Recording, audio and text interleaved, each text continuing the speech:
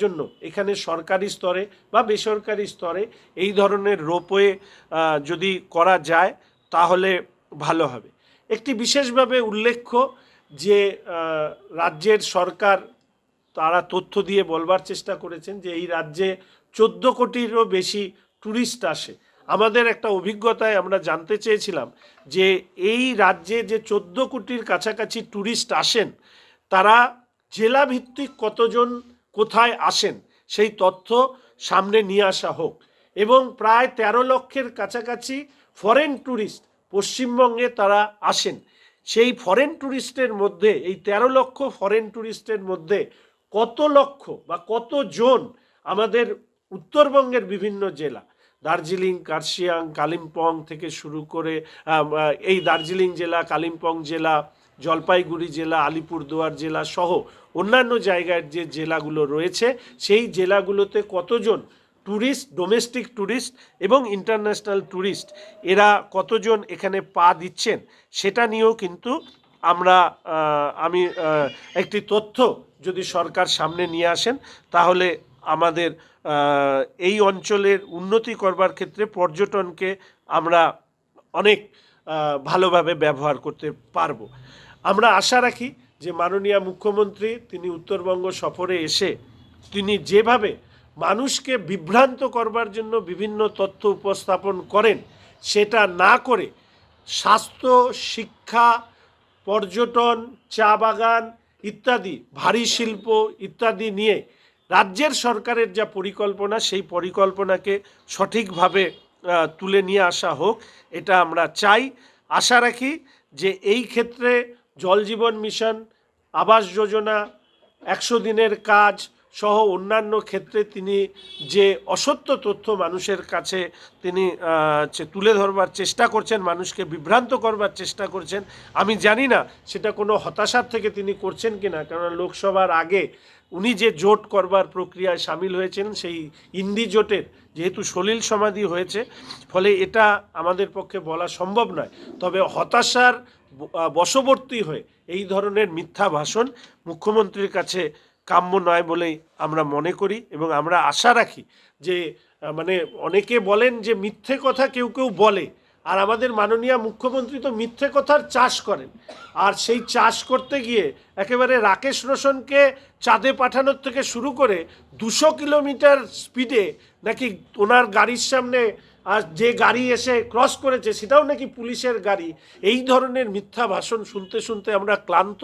আমাদের উত্তরবঙ্গের উন্নয়নের জন্য মুখ্যমন্ত্রী সঠিক পদক্ষেপ নিন এটা আমরা চাই। এই বিষয়টুকু আমি আপনাদের সামনে তুলে ধরলাম। পুরো প্রস্তাব উনি যখন বিধানসভা বা সামনে আসবে নিশ্চিতভাবে অর্থনৈতিক কর্মকাণ্ড বৃদ্ধি পাবে এরকম কোনো কিছু হলে সেটাকে স্বাগত জানানো ছাড়া তো অন্য কোনো রাস্তা থাকা আছে বলে আমি অন্তত মনে করি না। কিন্তু সবথেকে বড় বিষয় হচ্ছে ওই যে আমি বললাম বাজেটে এক কথা বলেন আর রিভাইজ বাজেটে দেখা যায় তার 40%ও উত্তরবঙ্গের জন্য খরচ করেন না, সেই টাকা নিয়ে অন্য জায়গায় তিনি ব্যবহার করেন। পাট্টা সংক্রান্ত বিষয়ে সর্বৈব মিথ্যা তথ্য উনি দিয়েছেন ল্যান্ড পাট্টা নিয়ে, বিশেষ করে আরবান পাট্টা নিয়ে। যারা কলোনি অঞ্চলে থাকেন তারা জানেন কতজনের পাট্টা হয়েছে, কতজনের পাট্টা হয়নি। আপনারা যারা এখানে সাংবাদিক বন্ধুরা আছেন আপনারা বিভিন্ন আমাদের বিশেষ করে শিলিগুড়ি মিউনিসিপ্যাল কর্পোরেশন এলাকায় ঘুরে যদি দেখেন তাহলে দেখবেন বেশিরভাগ অংশের মানুষের পাট্টা ইতিমধ্যে হয়ে গিয়েছে। বিষয়টা অন্য, বিষয়টা হচ্ছে শুধু পাট্টা নয়, তৃণমূল কংগ্রেসের সরকার পাট্টা দেওয়া জমিকে কেড়ে নিচ্ছে।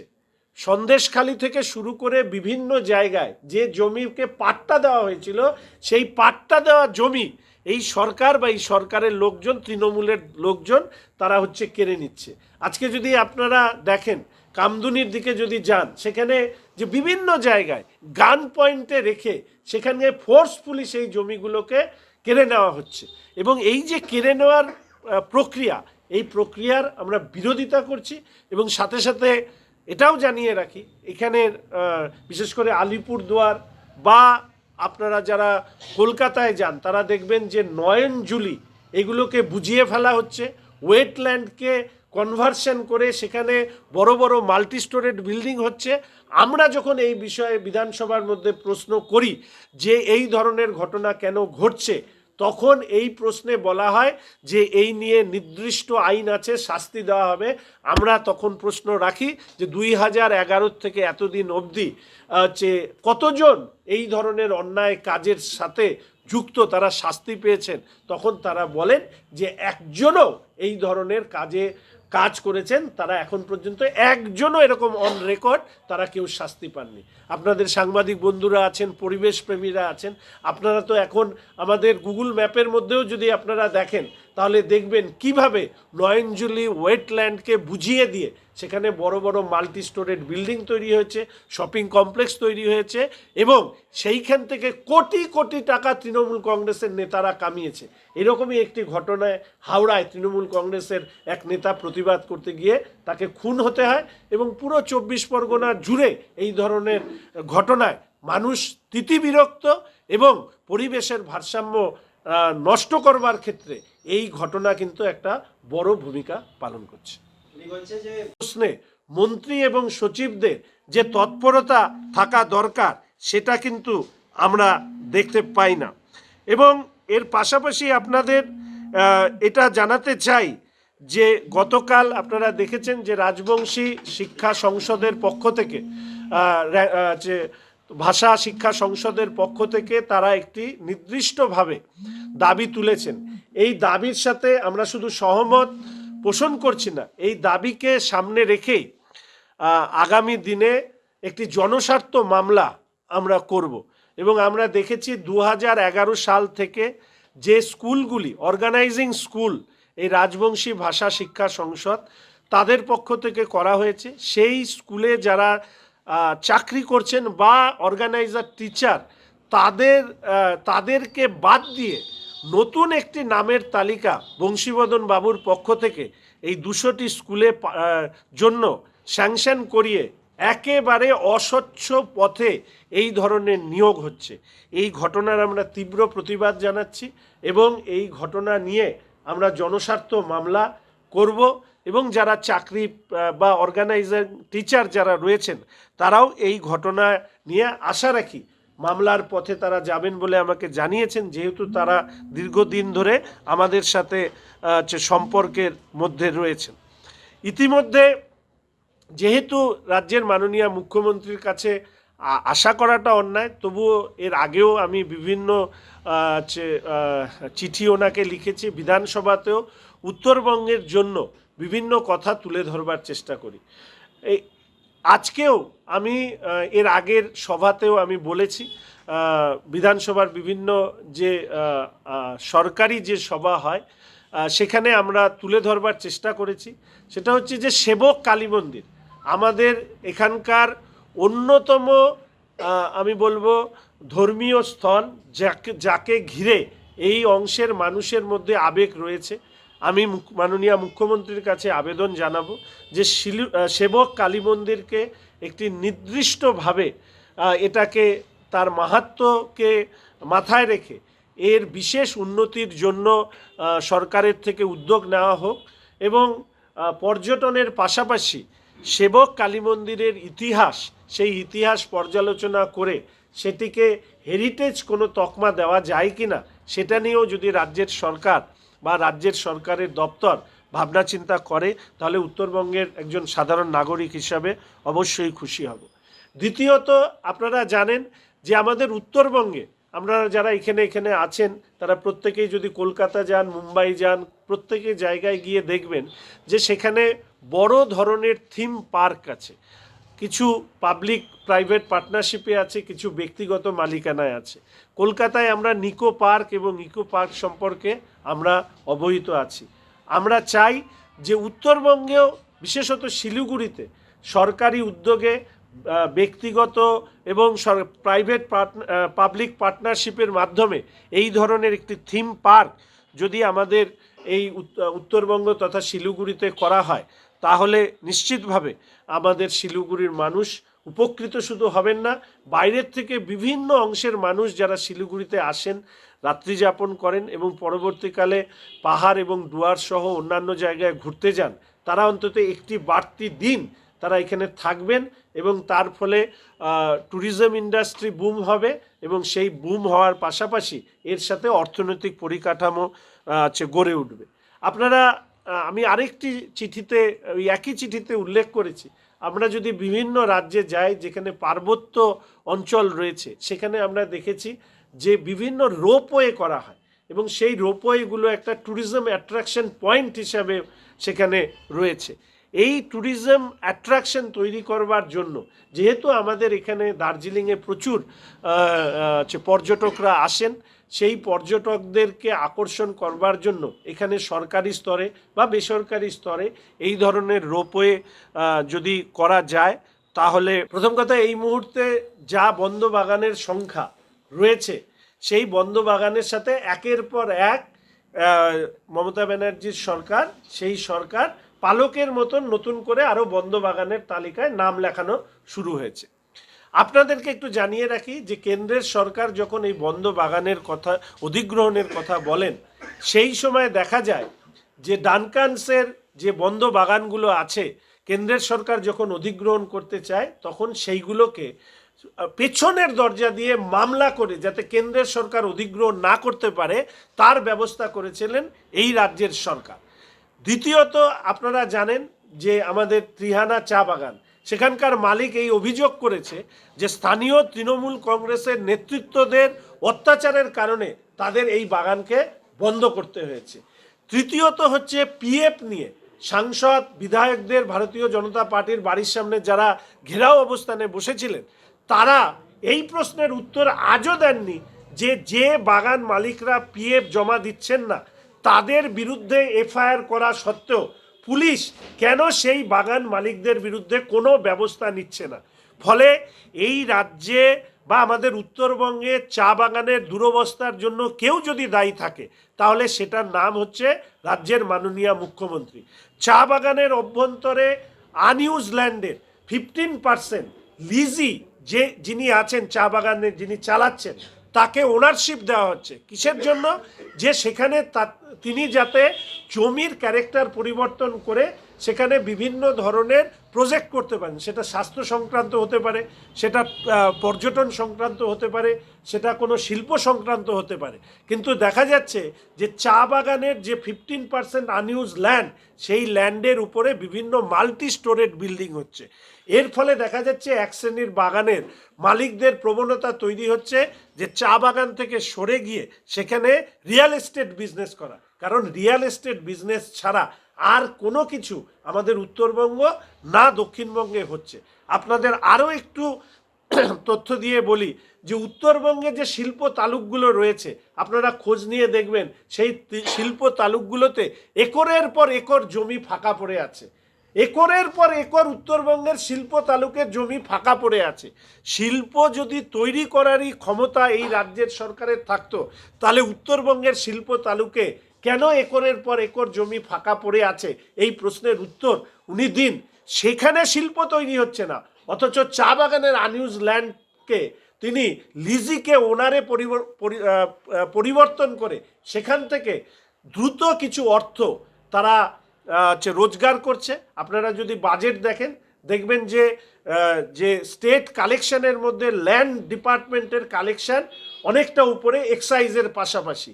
এক্ষেত্রে দেখা গেছে বেশিরভাগ ক্ষেত্রে রাজ্যের সরকার জমি বিক্রি করে সেই টাকা ওয়ান টাইম সেই টাকা তারা আয় করছে। কিন্তু উত্তরবঙ্গের ক্ষেত্রে চা বাগান হচ্ছে সারা বছর এখানকার অর্থনীতিতে তারা রক্ত প্রবাহিত করে। ফলে ইন্ডাস্ট্রির বদলে যদি রিয়েল এস্টেট বিজনেস শুরু হয় তাহলে একবার ওয়ান টাইম সরকার লাভবান্বিত হবে, রিয়েল এস্টেট তৈরি করবার সময় সেখানে ওয়ান টাইম কিছু লোকের কাজ হবে, কিন্তু বছরের কাজটা নষ্ট হবে। এর ফলেই কিন্তু আমাদের উত্তরবঙ্গে পরিযায়ী শ্রমিকের সংখ্যা দিনের পর দিন বেড়ে চলছে। টাকা সারা উত্তরবঙ্গের জেলাগুলোর জন্য উত্তরবঙ্গ উন্নয়ন দপ্তরের পক্ষ থেকে বা রাজ্যের সরকারের পক্ষ থেকে উত্তরবঙ্গ উন্নয়ন দপ্তরের জন্য বরাদ্দ করা হয়। মুখ্যমন্ত্রী বারংবার বিভিন্ন জেলা সফরে আসেন, অথচ নীরব থেকে যান।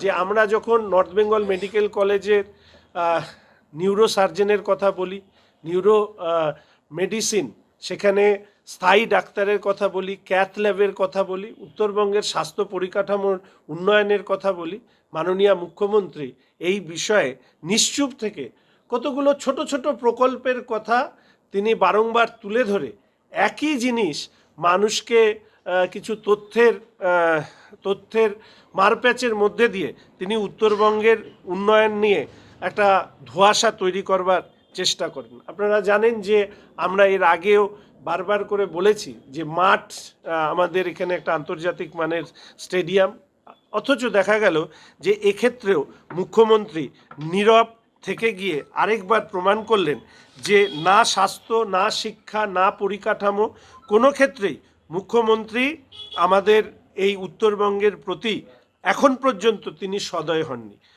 তিনি প্রচুর পরিমাণ প্রতিশ্রুতি দেন। রেল দপ্তরের যখন তিনি মন্ত্রী ছিলেন সেই সময় আমরা দেখেছি যে তিনি প্রচুর প্রতিশ্রুতি দিয়েছিলেন, উত্তরবঙ্গের ক্ষেত্রেও সেই প্রতিশ্রুতিগুলো এখন পর্যন্ত বাস্তবায়িত হয়নি।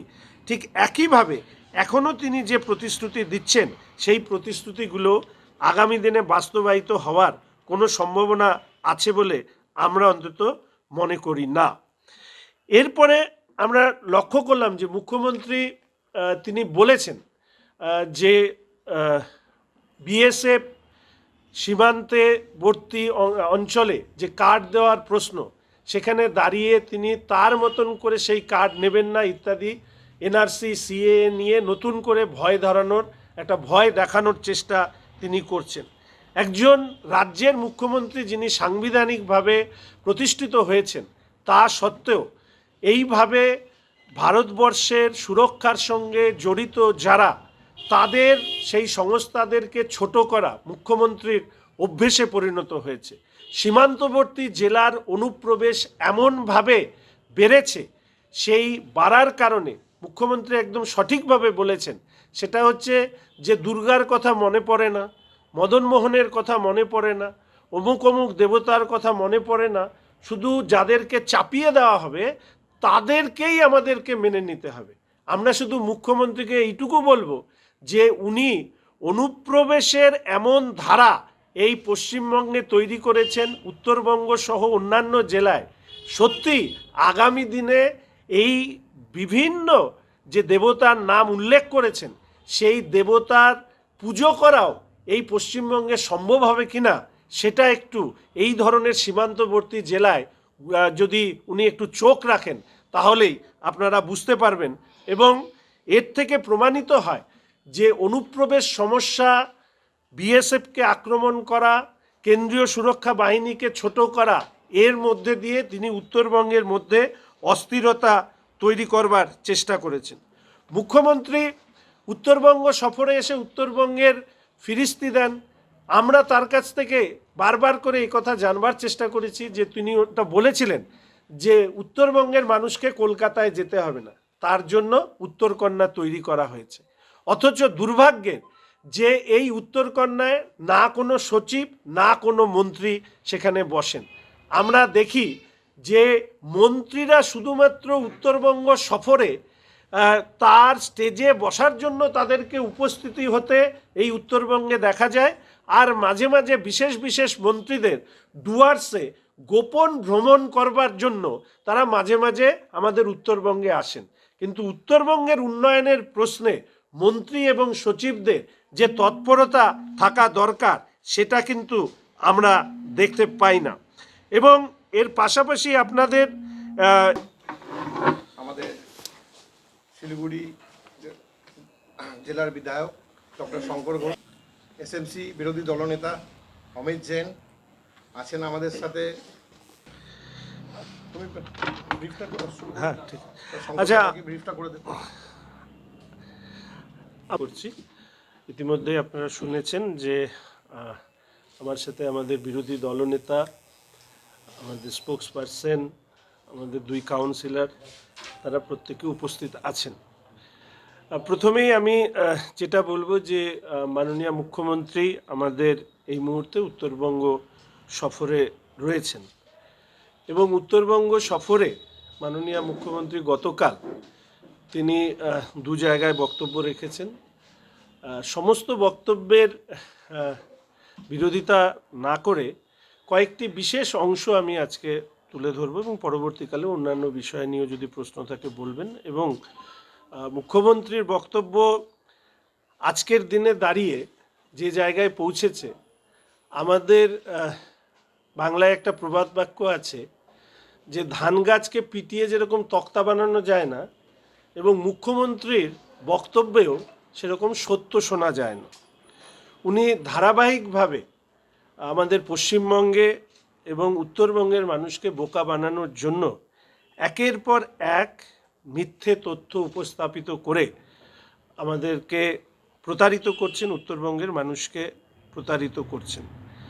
আপনারা ইতিমধ্যে জানেন যে দুটো কেন্দ্রীয় প্রকল্প, জল জীবন মিশন এবং আবাস যোজনা, সেখানে তিনি বলেছেন যে তার সিংহভাগ টাকা রাজ্যের সরকার দেয়। আপনারা জানেন যে জল জীবন মিশন কেন্দ্রীয় সরকারি প্রকল্প, সেখানে নর্থ ইস্টে 90% টাকা কেন্দ্রের সরকার দেয়, 10% টাকা রাজ্যের সরকার দেয়, এবং ভারতবর্ষের অন্যান্য রাজ্যে 50-50 এই অনুপাতে জল জীবন মিশন প্রকল্পের কাজ হয়। ফলে এই যে সিংহভাগ টাকা দেওয়ার কথা উনি মাঝে মাঝে বলেন, সে আবাস যোজনা থেকে অন্যান্য প্রকল্প নিয়ে, আমি অনুরোধ করব যে মুখ্যমন্ত্রীর কাছ থেকে যাতে সত্য ভাষণ আমরা শুনতে পারি। আপনারা জানেন যে আবাস যোজনার ক্ষেত্রে পশ্চিমবঙ্গে লক্ষণীয়ভাবে আমরা দেখি, এর আগে বাংলা আবাস যোজনার নামে এটাকে চালানোর চেষ্টা করা হয়েছিল, সেখানেও যে 3,68,000 টাকা যা বেনিফিশিয়ারি পান, তার মধ্যে 1,83,000 টাকা কেন্দ্রের সরকারের শেয়ার, 1,50,000 টাকা রাজ্যের শেয়ার এবং 35,000 টাকা উপভোক্তার শেয়ার। ফলে কেন্দ্রীয় সরকারি প্রকল্পের এই টাকা নিয়ে এই ধরনের মিথ্যাচার নিশ্চিতভাবে আমাদের মাননীয় মুখ্যমন্ত্রীর মুখ দিয়ে শোভা দেয় না। আপনারা এর পাশাপাশি আপনারা জানেন যে আমাদের উত্তরবঙ্গ উন্নয়ন দপ্তর, এই উন্নয়ন দপ্তর এখানে তৈরি করা হয়েছে। উন্নয়ন দপ্তরের অর্থ বরাদ্দ যদি আপনারা দেখেন, 20-21 সালে 710 কোটি টাকা বরাদ্দ করা হয়েছিল, তার মধ্যে মাত্র 246 কোটি টাকা খরচা করা হয়েছে। 21-22 সালে 759 কোটি টাকা বরাদ্দ করা হয়েছিল, মাত্র 170 কোটি টাকা সেখান থেকে খরচা করা হয়েছে। 2022-23 সালে 800 কোটি টাকা বরাদ্দ করা হয়েছিল এবং পরবর্তীকালে 308 কোটি টাকা সেখানে খরচা করা হয়েছে। এই হিসেবটুকু আমি আপনাদেরকে দিলাম যাতে এটা পশ্চিমবঙ্গের মানুষ তথা উত্তরবঙ্গের মানুষ বুঝতে পারেন যে উত্তরবঙ্গের সাথে অবহেলা কী পরিমাণে এই রাজ্যের সরকার